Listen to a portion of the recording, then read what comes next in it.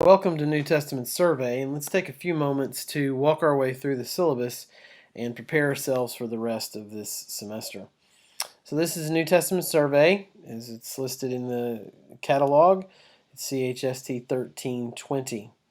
Our class meets on Tuesday, Thursday from 8 to 9:15, which you should know as you've already been in class. It meets in Admin 201, which you should also know. In addition to this, you have my email addresses here, both my campus email and my personal email address. You also have the office hours there on Monday and Wednesday from 11 to noon, and on Tuesday from 9:30 a.m., which is right after class, to 10:30. And the same thing can be said on Thursday. You also have there my office telephone number. Sorry about those connections being lost there. And then the course description. This is an introductory survey of the New Testament and its historical setting. The bases of the course are the life and teachings of Christ, which will take up about half of the semester, the apostles and the early development of the churches. The historical background, the main teachings of each New Testament book are emphasized. So it's going to really shape what we do over the course of the semester, and this will be demonstrated in the student learner outcomes, also called in some syllabi the course learning outcomes. In addition to this, you've got the note here. In order to ensure full class participation, any student with a disabling condition requiring accommodations is strongly encouraged to contact the professor at the beginning of the course. So please, if you have any accommodations, please let me know so that we can even the playing field for you as you seek to be successful in this class. And we have here a list of about 14 things. The other one here is on the next page that you're going to glean, that you're going to take in upon successful completion of this course. I'm not going to read all of these to you. There are lots of different things that we're going to investigate over the course of the semester, but I want to look at the last one because this really is the goal of all that we do, that you would be able at the end of the semester to apply the interpretive techniques. I'm going to model those for you in class in some different ways. Apply the interpretive techniques discussed in class to the reading of the New Testament, that you would be prepared to read the New Testament well for the rest of your life. Then we have required readings and resources. A student must read the sections of the text that are described in the course schedule below. We'll talk about that in a few minutes. And the two texts of the book are Encountering the New Testament Revised Edition by Walter Elwell and Robert Yarbrough, and then the CSB Seven Arrows Bible. I want you to pick that up because in the Seven Arrows Bible, throughout the reading, you're going to see the technique of reading the Bible well put on display. It might also help you as you prepare to study for quizzes where you're reading the Bible, to see some of the passages that I might lean on a little bit for questions. And also, you'll see some of the themes, the major themes that we'll talk about in class, discussed in the introduction to each of the books. I want to send you to a couple of places to help you, particularly as we talk about the course requirements as it relates to the daily quizzes and Seven Arrows assignments, to a couple of websites that may be of a benefit to you. The first one here is bakeracademic.com/ENT for Encountering the New Testament. Let me say that again. It's bakeracademic.com/ENT. It has switched over to Baker Publishing Group, but please use the one that I listed. It's also listed in the textbook to take you to the textbook e-sources. So you'll notice here that it says switch to student view. You need to click on that because I think it will probably take you to the professor view. And to be perfectly honest, there's not a whole lot of help there for you. But if you switch to the student view, it's going to give you this overview of the book. There's a video from Robert Yarbrough to talk a little bit about what's available to you on the website. The more helpful part is the chapters. So for Tuesday's class, we will be looking at the book of Revelation. This is chapter 24. So you go down to chapter 24, you click there. It's going to bring you to the information online from chapter 24 of your textbook. There's a chapter intro video that I certainly would encourage you to watch. It'll be helpful as he talks a bit about what's covered in the course of the chapter. There's a list of chapter objectives, a chapter summary of some of the highlights, some study questions to think through as you read. But in preparation for the quiz, there are flashcards here. Talk about key terms that you might want to glean from the particular chapter, and then a practice quiz. So this practice quiz, you can start it here. This one has 10 questions. There will be probably anywhere from 3 to 5, depending upon the nature of the quiz, questions on the book reading that will come from these practice quizzes. So you have here the book of Revelation is difficult to study because the number of blank, there are over blank of them.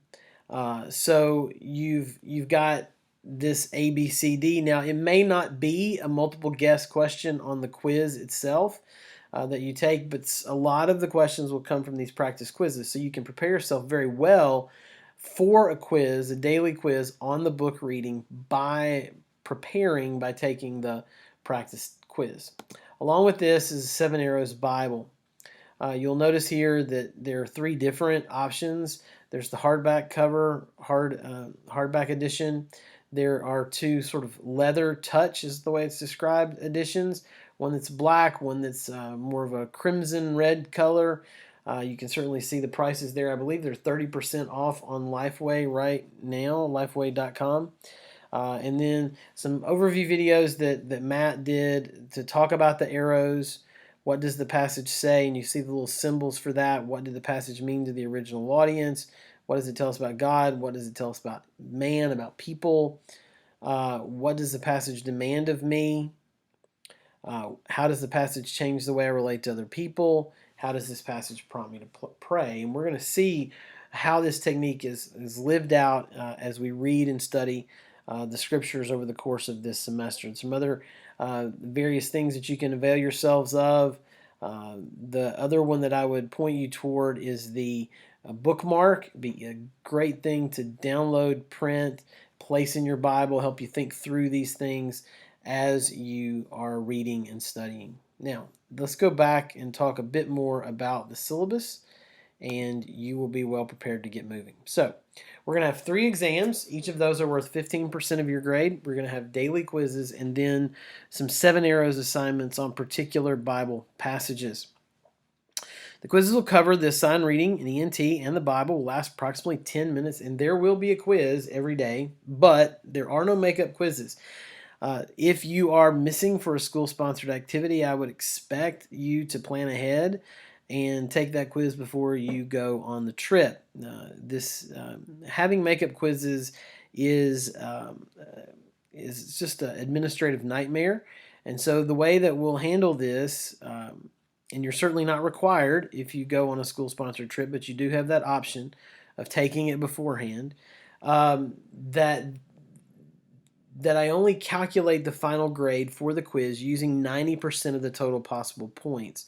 And what this will do at the end of the semester, when you get your curved quiz average, it will raise your quiz average a good bit, anywhere from 5 to 6 to 7 points.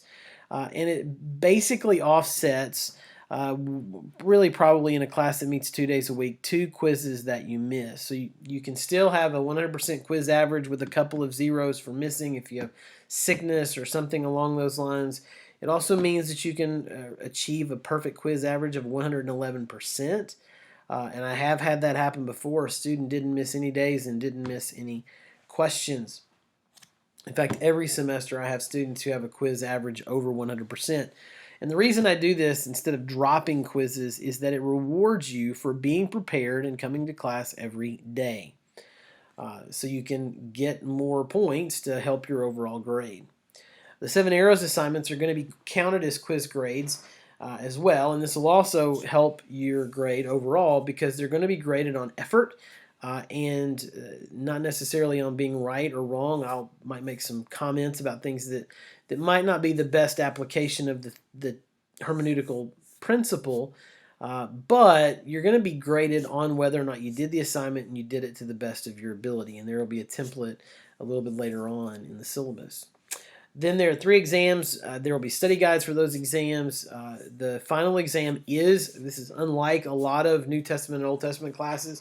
The final exam is a comprehensive exam, but the questions from the material covered on the first 3 exams will come directly from those previous exams.